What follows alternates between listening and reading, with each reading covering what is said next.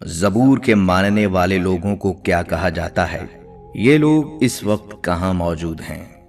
بسم اللہ الرحمن الرحیم۔ السلام علیکم۔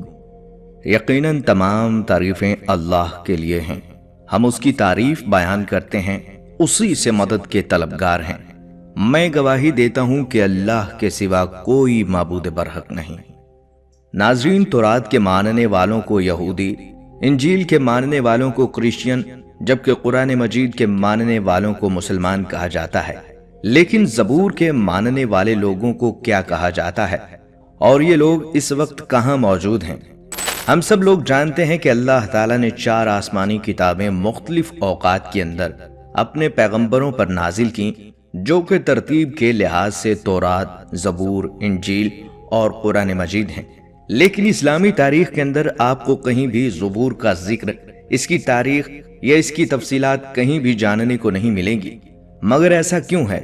کیوں اس الہامی کتاب کو آج بھی دنیا میں اتنا زیادہ ڈسکس نہیں کیا جاتا جتنا کہ تورات، انجیل اور قرآن پاک کو؟ کیا یہ اس وقت اپنی اصلی حالت کے اندر موجود ہے؟ اس میں کیا کیا لکھا ہے، یا پھر اس کے اندر کیا کیا موجود ہے؟ اس میں پیارے آقا حضرت محمد صلی اللہ علیہ وآلہ وسلم کی بعثت کے حوالے سے پیشین گوئی کن الفاظ میں موجود ہے؟ آج کی اس ویڈیو میں ہم انہی سوالات کے جوابات جاننے کی کوشش کریں گے۔ اس کے علاوہ گزشتہ آسمانی کتب میں ہونے والی تبدیلیوں کے متعلق بھی بات کریں گے۔ ان تمام باتوں کے متعلق جاننے کے لیے آپ سے گزارش ہے کہ ویڈیو کو سکپ کیے بغیر آخر تک لازمی دیکھیے گا، اور اگر آپ ہمارے چینل پر نئے ہیں تو ہمارے چینل کو سبسکرائب کر لیں۔ تو چلیے ناظرین، ویڈیو کا آغاز کرتے ہیں۔ زبور حضرت داؤد علیہ السلام پر نازل ہونے والی کتاب تھی، جسے سمجھنے سے پہلے اس کے نزول کا وقت اور اس کی ضرورت کو سمجھنا انتہائی ضروری ہے۔ فرعون مصر کی 400 سال کی غلامی میں رہتے ہوئے بنی اسرائیل قوم کو آزاد کروانے کے لیے اللہ نے ان کے اندر اپنا پیغمبر اور رسول حضرت موسیٰ علیہ السلام کو نازل کیا، جن پر تورات یعنی پہلی مکمل آسمانی کتاب کو نازل کیا۔ حضرت موسیٰ علیہ السلام بنی اسرائیل قوم کو مصر سے نکال کر ایک بہت بڑے سرائے سینائے پار کراتے ہوئے فلسطین لے گئے، جس کی تفصیلات قرآن مجید کے اندر موجود ہیں۔ اس سرائے سینا کے راستے کے اندر کوہ طور پر تورات کو نازل کیا گیا۔ سرائے سینا کے اندر 10 لاکھ کے قریب بنی اسرائیل کی آبادی کو من و سلوہ کھانے کو ملا۔ بادلوں نے صحرا کی تپتی دھوپ سے ان کو بچانے کے لیے ان پر سایہ کیے رکھا۔ پہاڑوں سے پانی کے چشمے جاری ہوئے۔ حضرت موسیٰ علیہ السلام کا زمانہ 1500 قبل مسیح یعنی آج سے 3500 سال پہلے کا بتایا جاتا ہے، یا پھر حضرت عیسیٰ علیہ السلام کی پیدائش سے 1500 سال پہلے کا۔ اس وقت فلسطین کے اندر مشرکین کی حکومت تھی۔ حضرت شموئیل علیہ السلام، جو کہ اللہ کے نبی اور پہلے اسرائیلی بادشاہ تھے، انہوں نے کافی عرصہ تک بنی اسرائیل پر حکومت کی، اور جب وہ بوڑھے ہو گئے تو انہوں نے اللہ کے حکم سے طالوت کو ان کا بادشاہ مقرر کیا، اور اس واقعے کا ذکر قرآن کریم کے پارہ نمبر 2 میں سورہ بقرہ کی آیت نمبر 245 سے 252 کے اندر ملتا ہے۔ حضرت طالوت علیہ السلام نے 1000 قبل مسیح سے 1020 قبل مسیح تک حکمرانی کی، اور اسی وقت کے اندر فلسطینی فوج سے ایک فیصلہ کن جنگ ہوئی۔ بنی اسرائیل اس وقت بہت ہی مالی اور عسکری طور پر کمزور تھی، اور اپنی طاقت کے نشے کے اندر فلسطینی فوج نے یہ اعلان کیا کہ ہمارے سب سے طاقتور سپاہی جالوت کو اگر تم میں سے کوئی شخص ہرا دے گا یا پھر اسے قتل کر دے گا تو یہ پورے کا پورا فلسطین بنا لڑائی تمہارا۔ طالوت علیہ السلام نے یہ اعلان کیا کہ جو بھی شخص یہ کام کرے گا، میں اپنی بیٹی کی شادی اس سے کرواؤں گا، وہ بنی اسرائیل کا اگلا بادشاہ ہوگا۔ اسی دوران حضرت داؤد علیہ السلام، جو کہ اس وقت بکریاں چرا رہے تھے، سامنے آتے ہیں اور ایک ہی وار سے اس کو جہنم واصل کر دیتے ہیں، اور وعدے کے مطابق اب فلسطین بنی اسرائیل کے حوالے ہو جاتا ہے۔ اسی فلسطینی فوج سے تابوت سکینہ بھی واپس لیا گیا، جس کے اندر حضرت موسیٰ علیہ السلام اور حضرت ہارون علیہ السلام کے تبرکات تھے۔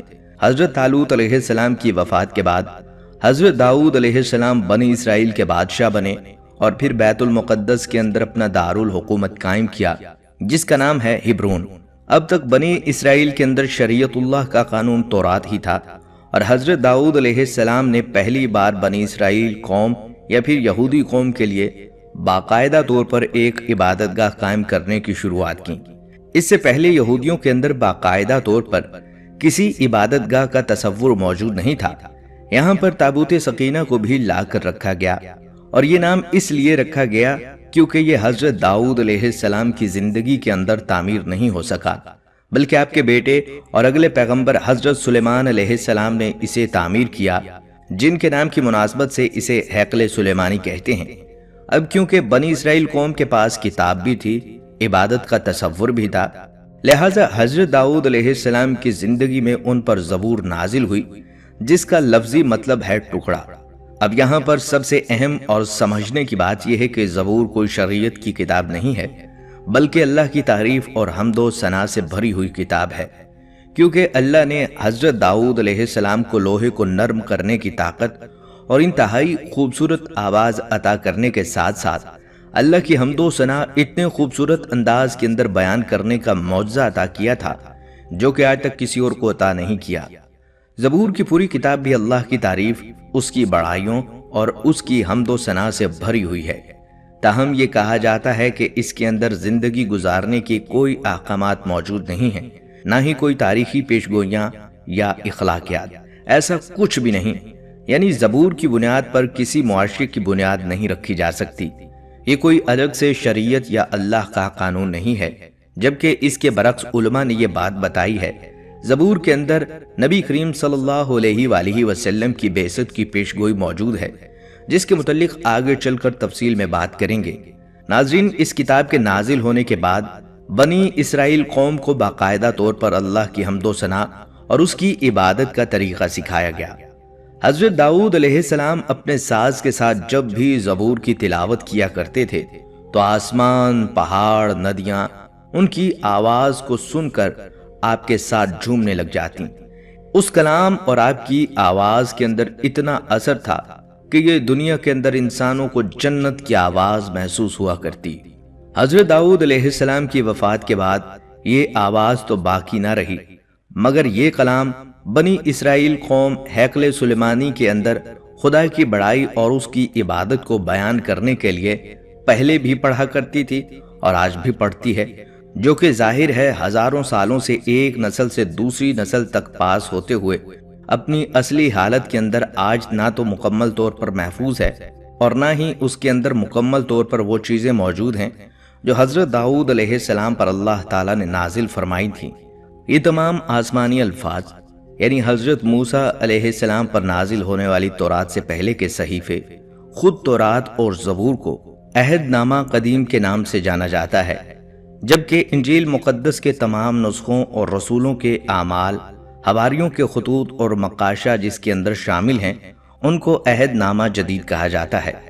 زبور کی کچھ آیات کا ترجمہ میں آپ کو پڑھ کر سنا دیتا ہوں تاکہ آپ کو بہتر طور پر پوری کتاب کا مقصد سمجھ میں آ جائے۔ خداوند میرا مالک ہے، مجھے کسی چیز کی کمی نہیں ہوگی۔ وہ مجھے ہری بھری چراگاہوں کے اندر بٹھاتا ہے اور مجھے سکون کے چشموں کے پاس لے جاتا ہے۔ وہ میری جان کو زندہ رکھتا ہے، وہ مجھے اپنے نام کی خاطر سچ کی راہوں پر لے چلتا ہے۔ چاہے موت کی کسی وادی سے میرا گزر ہو تو بھی میں کسی بلا سے نہیں ڈروں گا، کیونکہ تو میرے ساتھ ہے۔ تیرے عصا اور تیری لاٹھی سے مجھے تسلی ملتی ہے۔ تو نے میرے دشمنوں کے مقابلے میں میرے سامنے دسترخوان بچھایا۔ تو نے میرے سر پر تیل ملا، ہمیشہ بھلائی اور رحمت میرے سر پر سوار رہے گی، اور میں ہمیشہ کے لیے خداوند کے گھر میں ہی رہوں گا۔ نزول کے اعتبار سے 4 مشہور آسمانی کتابوں میں زبور کا دوسرا نمبر ہے۔ قرآن مجید کے مطابق زبور داؤد علیہ السلام پر نازل ہوا، جبکہ مسیحی اور یہود اسے عام طور پر داؤد کا کلام یا ان کے نغمات سمجھتے ہیں۔ زبور کی کتاب 150 مزامیر پر مشتمل ہے۔ عبرانی روایات میں زبور کو 5 حصوں میں تقسیم کیا جاتا ہے۔ پہلا حصہ 41 مزامیر پر مشتمل ہے، دوسرا حصہ 31 مزامیر پر مشتمل ہے، تیسرا اور چوتھا حصہ 17 مزامیر اور پانچواں حصہ 44 مزامیر پر مشتمل ہے۔ مزامیر 120 تا 134 اناشید سعود کہلاتے ہیں۔ کہا جاتا ہے کہ یہ مزامیر تب پڑھے جاتے ہیں جب زائرین ہیکل سلیمانی کی طرف بڑھا کرتے تھے۔ مزمور 119 طویل ترین مزمور ہے جو 176 آیات اور 8 حصوں پر مشتمل ہے۔ ہر حصے میں 22 آیات ہیں۔ ہر حصہ عبرانی حروف تہجی کے بالترتیب حروف سے شروع ہوتا ہے۔ مزمور 117 جو 2 آیات پر مشتمل ہے سب سے چھوٹا مزمور ہے۔ مفسرین اور ماہرین مزامیر کو کئی اقسام میں بانٹتے ہیں، جن میں حمدیہ، مرثیائی، شکر گزاری اور حکمت کے مزامیر شامل ہیں۔ ناظرین، پوری زبور اسی طرح سے اللہ کی حمد و ثنا پر مشتمل ہے۔ اسی لیے زبور کو شریعت کے طور پر باندھنے والا کوئی بھی شخص دنیا کے اندر موجود نہیں، اور نہ ہی اس کا ذکر ایسی آسمانی کتاب کے طور پر ملتا ہے جو کہ کسی ایک فرقے کا قانون ہو، کیونکہ اللہ کی تعریف اور اس کی حمد و ثنا تو دنیا کا ہر ایک مذہب اور اس کا ہر ایک فرقہ کرتا ہے۔ یہ سب کی عام زبان ہے جس پر کسی کو کوئی اعتراض نہیں۔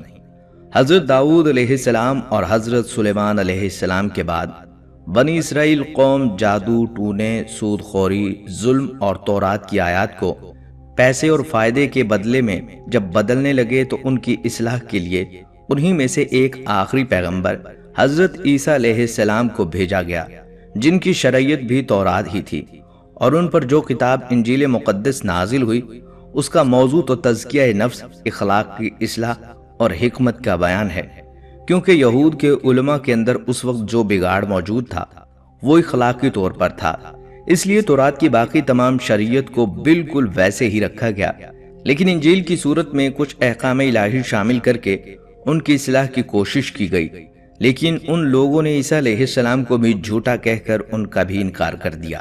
حضرت عیسیٰ علیہ السلام کی آمد آج سے تقریباً 2000 سال پہلے ہوئی تھی، اور ان کے بعد نبوت نبوی اسرائیل کے اندر ختم ہو گئی، اور وہاں سے نبوت حضرت ابراہیم علیہ السلام کے دوسرے بیٹے حضرت اسماعیل علیہ السلام کی نسل کے اندر منتقل ہو گئی، اور یہی وجہ ہے کہ یہود اللہ کے رسول صلی اللہ علیہ وآلہ وسلم اور دین اسلام کے شدید مخالف اور دشمن ہیں، کیونکہ اللہ کے رسول صلی اللہ علیہ وآلہ وسلم کی بنو اسرائیل کے اندر آمد سے ان کی خاندانی مذہبی قیادت یا پھر بنو یعقوب کی قیادت ختم ہو گئی، اور امت مسلمہ کا ٹائٹل بنی اسرائیل سے بنو اسماعیل کی طرف منتقل ہو گیا، اور آج تک ان لوگوں کو اللہ کے فیصلے پر بھی اعتراض ہے۔ ناظرین، اگر زبور کے متعلق باقی مذاہب کی رائے کی بات کی جائے تو اسلام میں زبور داؤد علیہ السلام پر نازل ہوئی، اور یہ 4 آسمانی کتابوں میں سے ایک ہے۔ زبور 4 آسمانی کتابوں یعنی قرآن کریم، انجیل اور تورات سے دوسرے نمبر پر نازل ہوئی۔ مسیحیت میں زبور کے مزامیر کو داؤد کے گیت سمجھا جاتا ہے جو انہوں نے خدا کی شان میں بنائے۔ یہ عہد نامہ قدیم کا حصہ ہیں اور اکثر مواقعوں پر پڑھے جاتے ہیں۔ زبور کو خدا کا کلام سمجھا جاتا ہے، لیکن ان کو خدا کی قدرت سے داؤد علیہ السلام نے خود بنایا۔ یہودیت میں زبور تنخ کا حصہ ہے۔ اس کے کئی مزامیر داؤد علیہ السلام کے بنائے گئے سمجھے جاتے ہیں، اور کئی سلیمان علیہ السلام کے بنائے ہوئے۔ حمدیہ مزامیر کو عبادت میں پڑھا جاتا ہے۔ ناظرین، زبور مزامیر کے 5 مجموعے پر مشتمل ہے۔ پہلا مجموعہ گیت 1 تا 41 تک ہے، دوسرا مجموعہ گیت 42 تا 72 تک ہے، تیسرا 73 تا 79 تک ہے، چوتھا مجموعہ گیت 90 تا 106 تک ہے، پانچواں مجموعہ گیت 107 تا 150 تک کے مزامیر پر مشتمل ہے۔ اس کتاب کی تصنیف و تالیف کے زمانے کا اندازہ 586 تا 1440 قبل مسیح کے درمیان کا ہے۔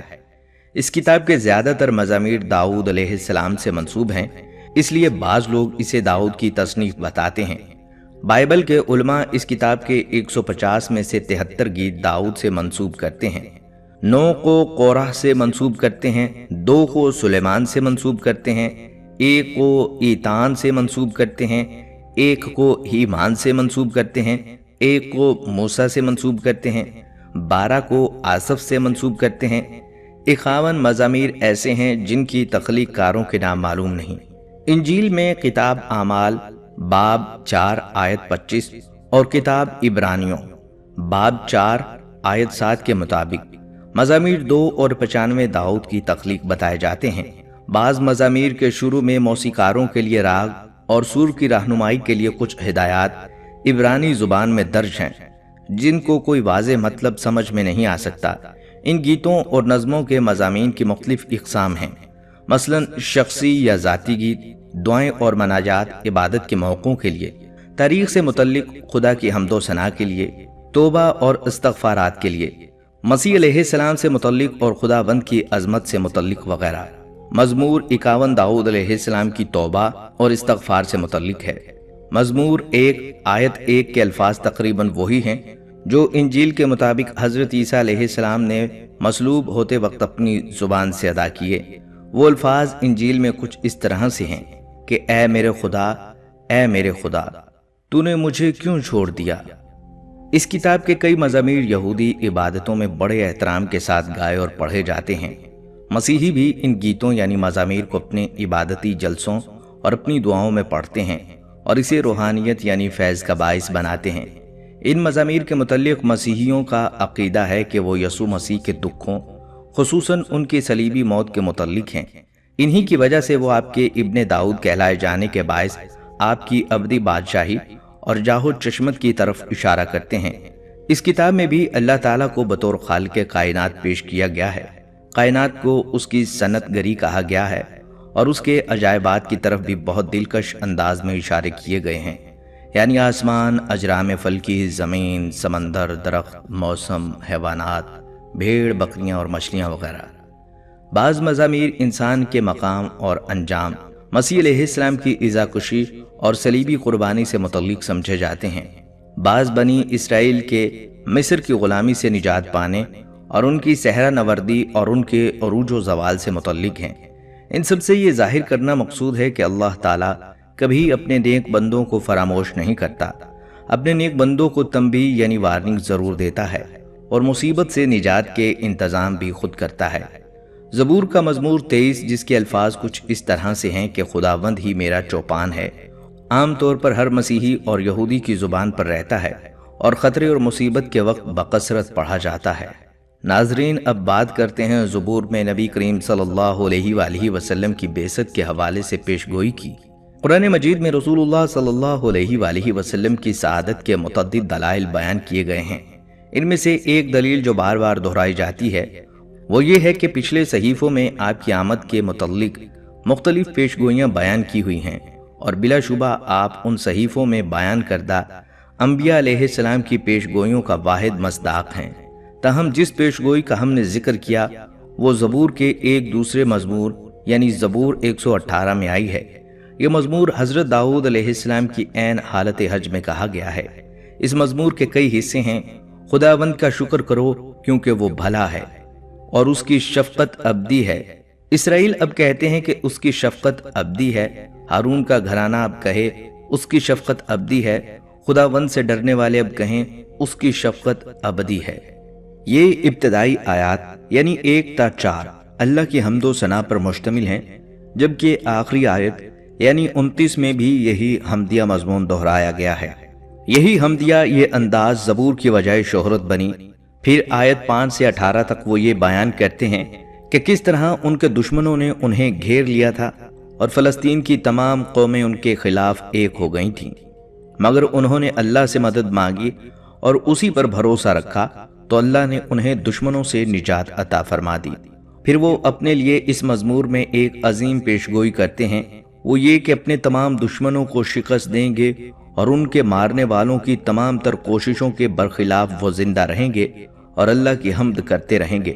کس طرح وہ ایک سخت آزمائش سے تو گزرے مگر آخرکار اللہ نے انہیں بچا لیا۔ فرماتے ہیں میں نے مصیبت میں خداوند سے دعا کی، خداوند نے مجھے جواب دیا اور کشادگی بخشی۔ خداوند میری طرف ہے، میں ڈرنے کا نہیں۔ انسان میرا کیا کر سکتا ہے؟ خداوند میری طرف سے میرے مددگاروں میں ہے، اس لیے میں اپنے عداوت رکھنے والوں کو دیکھ لوں گا۔ انسان پر بھروسہ رکھنے سے بہتر ہے خداوند پر توکل رکھنا۔ سب قوموں نے مجھے گھیر لیا، میں خداوند کے نام سے ان کو کاٹ ڈالوں گا۔ انہوں نے مجھے گھیر لیا، بے شک گھیر لیا، میں خداوند کے نام سے ان کو کاٹ ڈالوں گا۔ انہوں نے شہد کی مکھیوں کی طرح مجھے گھیر لیا، وہ کانٹوں کی طرح آگ کی طرح بجھ گئے، میں خداوند کے نام سے ان کو کاٹ ڈالوں گا۔ تو نے مجھے زور سے دھکیل دیا کہ گر پڑوں، لیکن خداوند نے میری مدد کی۔ خداوند میری قوت اور میرا گید ہے، وہی میری نجات ہوا۔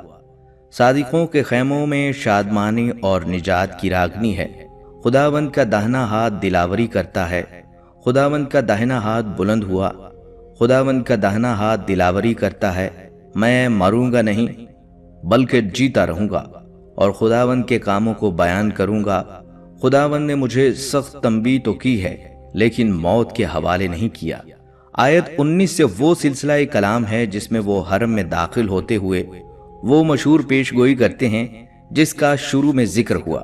انداز سے صاف ظاہر ہے کہ وہ اس سے قبل کی آیات وہ راستے میں پڑھ رہے تھے، مگر اب وہ حرم میں داخل ہو رہے ہیں اور حرم کو سامنے دیکھ کر اللہ کو براہ راست مخاطب ہو کر گفتگو کر رہے ہیں۔ فرماتے ہیں، صداقت کے پھاٹکوں کو میرے لیے کھول دو، میں ان سے داخل ہو کر خداوند کا شکر کروں گا۔ خداوند کا پھاٹک یہی ہے، صادق اس سے داخل ہوں گے۔ میں تیرے شکر کروں گا کیونکہ تو نے مجھے جواب دیا اور خود میری نجات بنا ہے۔ اب اس کے بعد حرم کے سامنے کھڑے ہو کر حجر اسود کو دیکھ کر فرماتے ہیں، یہ وہی پیشگوئی ہے جس کا ذکر سیدنا مسیح نے کیا۔ جس پتھر کو معماروں نے رد کیا وہی کونے سے سرے کا پتھر ہو گیا۔ یہ خداوند کی طرف سے ہوا اور ہماری نظر میں عجیب ہے۔ یہ وہی دن ہے جسے خداوند نے مقرر کیا، ہم اس میں شادمان ہوں گے اور خوشی منائیں گے۔ اے خداوند بچا لے، اے خداوند خوشحالی بخش۔ اس کے بعد سرکار دو عالم صلی اللہ علیہ وآلہ وسلم کی آمد کی پیش گوئی اس طرح کرتے ہیں، مبارک ہے وہ جو خداوند کے نام سے آتا ہے، ہم نے تم کو خداوند کے گھر سے دعا دی، یہی وہ خدا ہے اور اسی نے ہم کو نور بخشا ہے۔ قربانی کو مذبحہ کے سینگوں سے رسیوں سے باندھو، تو میرا خدا ہے میں تیرا شکر کروں گا، تو میرا خدا ہے میں تیری تمجید کروں گا۔ خداوند کا شکر کرو کیونکہ وہ بھلا ہے، اس کی شفقت ابدی ہے۔ اوپر لکھے ہوئے الفاظ پر پھر غور کیجئے، مبارک ہے وہ جو خداوند کے نام سے آتا ہے۔ آیت 26۔ ہر قرینہ اس بات کا گواہ ہے کہ آنے والی ہستی نبی کریم صلی اللہ علیہ وآلہ وسلم کی ہستی ہے اور یہ الفاظ حرم میں ادا کیے جا رہے ہیں۔ اس کا سب سے بنیادی قرینہ یہ ہے کہ حضرت داؤد علیہ السلام کے زمانے میں ابھی ہیکل سلیمانی کی تعمیر نہیں ہوئی تھی، یہود کی کوئی مرکزی عبادت گاہ نہیں تھی، مگر دیکھیے کہ اس مزمور میں خداوند کا پھاٹک یہی ہے۔ آیت نمبر 20 میں، اور ہم نے تم کو خداوند کے گھر سے دعا دی۔ آیت نمبر 26 کے الفاظ آتے ہیں، خداوند کا گھر دراصل بیت اللہ کا ترجمہ ہے۔ حضرت داؤد کے زمانے میں بیت اللہ کہلانے والی عمارت دنیا کے نقشے پر ایک ہی تھی اور وہ حرم کعبہ تھا۔ مزید اس مزمور میں وہ قربانی اور قربان گاہ یعنی مذبحہ کا ذکر کرتے ہیں۔ آیت 27، کیا یہ بات مسلمانوں کو بتانے کی ضرورت ہے کہ حج کے موقع پر حرم مکہ میں قربان گاہ اور قربانی کا زیارت سے کیا تعلق ہوتا ہے؟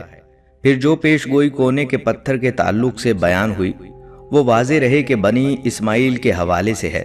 مطلب اس کا یہ ہے کہ اس قوم کو دنیا نے فراموش اور رد کر رکھا ہے، مگر کل یہ حرم پاک کے کونے کے پتھر یعنی حجر اسود کی طرح مقدس اور محترم ہو جائے گی۔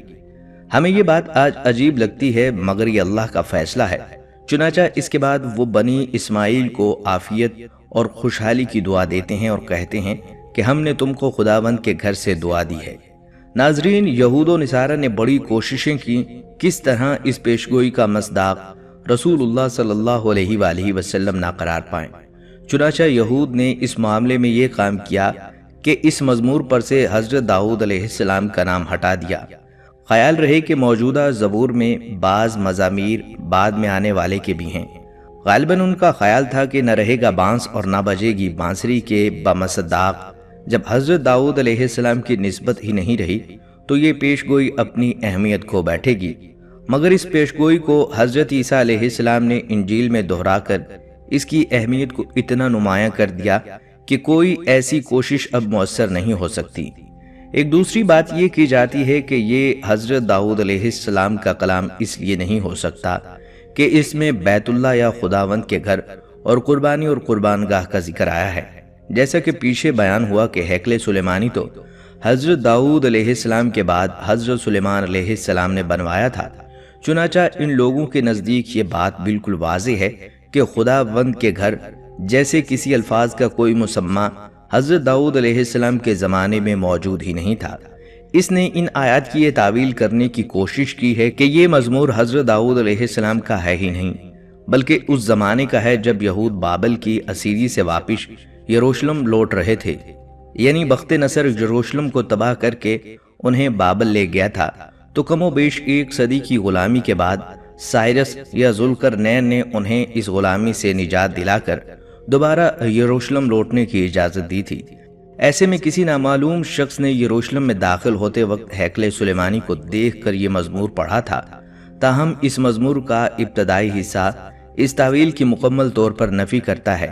جیسا کہ ہم نے پیچھے بیان کیا ہے کہ حضرت داؤد علیہ السلام بادشاہ وقت کے مسلسل عذاب کا نشانہ بنتے رہے اور مستقل اپنی جان بچانے کی جد و جہد کرتے رہے، اور آخرکار اپنے تمام دشمنوں پر اللہ کی مدد سے غالب آئے۔ اس کی پوری داستان بائبل میں موجود ہے۔ اس مزمور میں یہی داستان بہت اختصار سے بیان ہوئی ہے۔ اس داستان کا بابل سے لوٹنے والے لوگوں سے بالکل کوئی تعلق نہیں، وہ تو خود مغلوب ہو کر عراقیوں کی قید میں تھے، جبکہ یہاں داؤد علیہ السلام یہ کھلی ہوئی پیشگوئی کر رہے ہیں۔ سب قوموں نے مجھے گھیر لیا، میں خداوند کے نام سے ان کو کاٹ ڈالوں گا۔ انہوں نے مجھے گھیر لیا، بے شک گھیر لیا، میں خداوند کے نام سے ان کو کاٹ ڈالوں گا۔ انہوں نے شہد کی مکھیوں کی طرح مجھے گھیر لیا، وہ کانٹوں کی آگ کی طرح بچ گئے، میں خداوند کے نام سے ان کو کاٹ ڈالوں گا۔ آیت 10 سے 12۔ یہ دشمنوں میں گھرے ہوئے شخص کی للکار ہے کہ آج بہت مشکل میں ہوں، لیکن کل میں کس طرح ان دشمنوں کو صفایا کروں گا۔ بنی اسرائیل کی پوری تاریخ میں کوئی دوسری شخصیت نہیں ہے جس کے خلاف اس طرح ساری قومیں اور قبائل اٹھ کھڑے ہوئے ہوں اور وہ تنہا اللہ کی مدد سے غالب آ گیا ہو۔ اس لیے یہ مزمور پڑھنے والی شخصیت سوائے حضرت داؤد علیہ السلام کے اور کوئی ہو ہی نہیں سکتی۔ ناظرین، مسیحی حضرات اس کی تعویل کرتے ہیں جو آسمانی صحائف میں موجود نبی صلی اللہ علیہ وآلہ وسلم کی دیگر پیشگوئیوں کی کرتے ہیں، یعنی ان کا مصداق حضرت عیسیٰ علیہ السلام ہیں، نہ کہ نبی آخر الزمان۔ لیکن اول تو یہی بات کہ پیشگوئی حرم مکہ میں کی گئی ہے، اس بات کی کوئی گنجائش نہیں چھوڑتی کہ جس آنے والے کا ذکر ہے وہ نبی عربی کے علاوہ کوئی اور ہو۔ مگر اس سے زیادہ اہم بات یہ ہے کہ انجیل میں اس کی پیشگوئی کو نقل کرنے کے بعد اس کی جو شرح خود مسیح نے کی ہے، اس کے مطابق ان کی اپنی زندگی اور ان کی قوم کسی طور پر اس پیشگوئی کا مصداق نہیں بن سکتی۔ مسیحی حضرات کہتے ہیں کہ اس پیشگوئی کا مصداق مسیح ہیں، جبکہ اکا دکا وہ مسلمان اہل علم جنہوں نے اس پیشگوئی کو موضوع بنا لیا ہے یہ کہتے ہیں کہ اس سے مراد ہمارے نبی ہیں۔ راقم یہ نقطہ نظر پیش کر رہا ہے کہ کونے کا پتھر کا مصداق کوئی فرد نہیں بلکہ قوم ہے۔ یہی بات حضرت داؤد علیہ السلام نے زبور میں بیان کی تھی، اور یہی چیز انجیل میں سیدنا مسیح نے بالکل کھول کر رکھ دی۔ تاہم اس کے لیے انجیل کے بیان کو بڑا سمجھنا ہوگا۔ انجیل کی کتاب متی باب 21 کی آیت 23 سے یہ واقعہ بیان ہونا شروع ہوتا ہے کہ حضرت عیسیٰ علیہ السلام ہیکل سلیمانی میں کھڑے ہو کر دعوت دے رہے تھے کہ یہود سردار اور کاہن ان کے ارد گرد جمع ہو گئے اور ان پر اعتراض کرنے لگے کہ تم یہ کام کس اختیار کے تحت کر رہے ہو۔ اس پر حضرت عیسیٰ علیہ السلام نے پہلے ان کے کفر پر ان کو تنبیہ کی اور پھر ایک تمثیل کی زبان میں انہیں بتایا کہ اللہ کا عذاب ان پر آیا چاہتا ہے اور اب انہیں فارغ کر کے ایک دوسری قوم کو یہ منصب رائے دیا جائے گا۔ اس کے بعد انہوں نے حضرت داؤد علیہ السلام کی زیر بحث پیش گوئی کی اور ساتھ میں خود اس کی شرح اس طرح کرتے ہوئے فرمایا، اس لیے میں تم سے کہتا ہوں کہ خدا کی بادشاہی تم سے لے لی جائے گی اور اس قوم کو جو اس کے پھل لا کر دے دے گی، اور جو اس پتھر پر گرے گا ٹکڑے ٹکڑے ہو جائے گا، لیکن جس پر وہ گرے گا اسے پیس ڈالے گا۔ اور جب سردار کاہنوں اور فرسیسیوں نے اس کی تمثیلیں سنی تو سمجھ گئے کہ ہمارے حق میں کہتا ہے، اور وہ اسے پکڑنے کی کوشش میں تھے، لیکن لوگوں سے ڈرتے تھے کیونکہ وہ اسے نبی جانتے تھے۔ حضرت عیسیٰ علیہ السلام نے صاف واضح کر دیا کہ یہاں ایک قوم زیر بحث ہے، کوئی فرد نہیں۔ یعنی بنی اسرائیل کو اللہ عذاب دے کر جب منصف امامت سے فارغ کر دیں گے تو پتھر یعنی بنی اسرائیل جنہیں یہود بے وقت سمجھتے تھے، کونے کے سرے کا پتھر ہو جائے گا۔ اب اگر یہ بات ذہن میں رہے کہ پیشگوئی کرنے والے نبی داؤد علیہ السلام حرم میں کھڑے ہوئے ہیں، تو پھر کونے کے پتھر سے مراد حجر اسود ہی ہو سکتا ہے، جو حرم کے کونے کے سرکے پر نصب اس کا اہم ترین حصہ ہے۔ مطلب یہ ہے کہ بنی اسماعیل کی قوم جو ایک عام پتھر کی طرح غیر اہم تھی، وہ عنقریب حجر اسود کی طرح دنیا میں سب سے زیادہ اہم ہو جائے گی۔ اور پھر مسیح اس کی شرح کرتے ہیں کہ اس قوم کو وہ غلبہ اور قوت اور اقتدار ملے گا کہ یہ دنیا جس قوم سے ٹکرائے گی اسے پاش پاش کر ڈالے گی۔ کون نہیں جانتا کہ داؤد اور مسیح علیہ السلام کی یہ پیش گوئیاں کس طرح حرف بحرف درست ثابت ہوئی ہیں۔ وہ عرب جنہیں یہود حراقت سے امی کہتے تھے اور ساری دنیا جنہیں غیر متمدن سمجھتی تھی، جب ایمان لے آئے تو انہوں نے کس طرح بقول حضرت داؤد علیہ السلام کے عجیب طریقے پر دنیا کی سپر پاور کے پرخچے اڑا دیے، اور جو قوم ان سے ٹکرائی ریزہ ریزہ ہو کر بکھر گئی۔ اس کے برعکس حضرت عیسیٰ علیہ السلام کے اپنے پیروکاروں کا معاملہ یہ تھا کہ ابتدائی کئی صدیوں میں ان کے پیروکاروں پر بدترین ظلم و ستم ہوتے رہے۔ وہ کسی قوم کو کیا پیستے، دوسری قومیں انہیں پیستی رہیں۔ چنانچہ حضرت عیسیٰ علیہ السلام یا ان کی قوم سرے سے اس پیش گوئی کا مصداق ہو ہی نہیں سکتے۔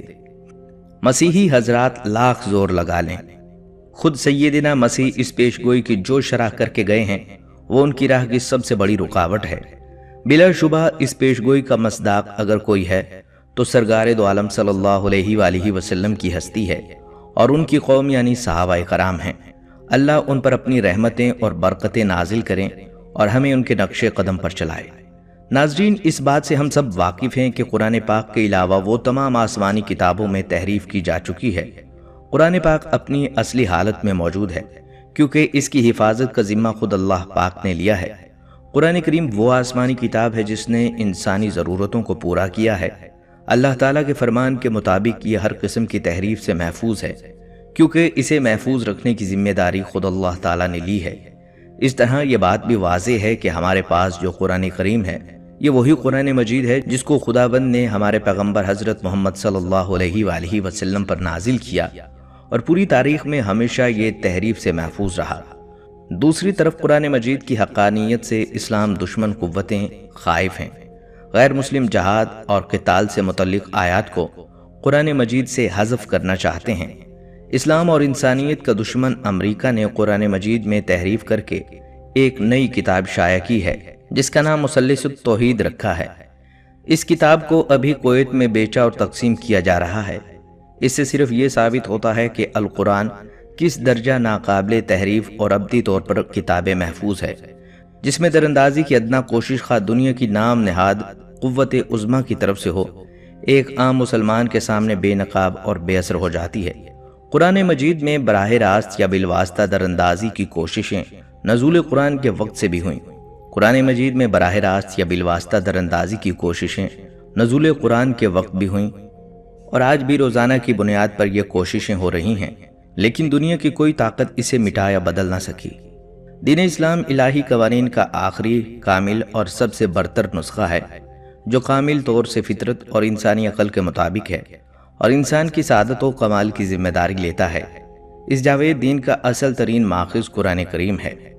گزشتہ آسمانی کتابوں میں تحریف واقع ہوئی ہے اور وہ کتابیں اس زمانے کی ضرورتوں کو پورا نہیں کر سکتیں، لہٰذا اس زمانے میں ایسی کتاب ہونا چاہیے جو انسان کی زندگی کی ضرورتوں کو پورا کر سکے اور ہر طرح کی تحریف سے محفوظ ہو۔ قرآن کریم کلام وحی ہے جو جبرائیل علیہ السلام کے ذریعے آپ صلی اللہ علیہ وآلہ وسلم پر نازل ہوا اور فوراً مومنین کے ذریعے تحریری صورت میں کاغذ پر لکھا گیا اور ذہنوں میں محفوظ کیا گیا۔ اسی طرح نماز کے وقت خصوصاً ماہ رمضان میں تلاوت کے ذریعے اس کو محفوظ کیا گیا۔ عیسائیوں کی وحی صرف متعدد شہادتوں پر مبنی ہے کیونکہ اس چیز کے برخلاف جس کا بہت سے عیسائی تصور کرتے ہیں، ہمارے پاس کوئی بھی ایک ایسی شہادت موجود نہیں ہے جو حضرت عیسیٰ علیہ السلام کی زندگی میں عینی شاہد کے طور پر موجود ہو۔ افسوس، جبکہ بعض مسلمان قرآن مجید کو تحریف شدہ فکر کرتے ہیں اور ان کا عقیدہ ہے کہ اس مقدس کتاب کے بعض حصہ تحریف یا حذف ہو گئے ہیں۔ بحیثیت مسلمان ہمیں اپنے اللہ کے فرمان پر مکمل یقین ہے اور قرآن کو امریکہ یا کسی اور کی طرف سے کبھی نہ خطرہ تھا اور نہ کبھی ہو سکتا ہے۔ قرآن کو اگر کوئی خطرہ تھا، ہے یا ہو سکتا ہے تو وہ صرف اس کے مخاطبین اور حاملین کی طرف سے ہے، جس کی شکایت خود پیغمبر قرآن صلی اللہ علیہ وآلہ وسلم نے اپنے رب کے حضور یوں کی: اے پروردگار، میری قوم نے اس قرآن کو ایک چھوڑی ہوئی چیز بنا دیا۔ سورہ فرقان۔ قرآن حکیم اللہ کا مقدس کلام ہے اور اس میں آج تک کسی قسم کا کوئی تغیر اور تبدل نہ ہوا اور نہ ہی اس میں تبدیلی کی کوئی گنجائش ہے۔